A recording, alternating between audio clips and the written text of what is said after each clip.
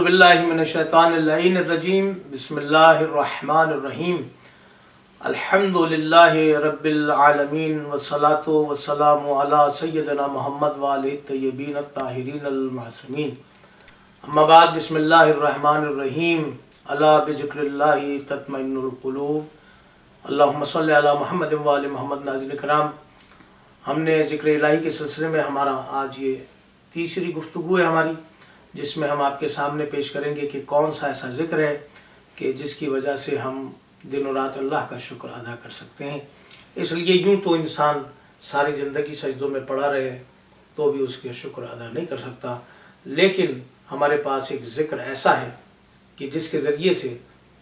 ہم اللہ کا دن اور رات شکر ادا کر سکتے ہیں، اور وہ خود اسی کے بھیجے ہوئے نمائندوں کی زبان کے ذریعے سے ہم تک پہنچا ہے۔ امام جعفر صادق علیہ السلام فرماتے ہیں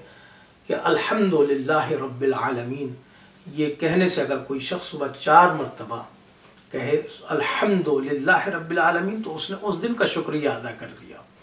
اور اگر کوئی شام کے وقت یعنی رات کے اول وقت میں کہے الحمدللہ رب العالمین تو اس نے اس دن اس رات کا شکریہ ادا کر دیا۔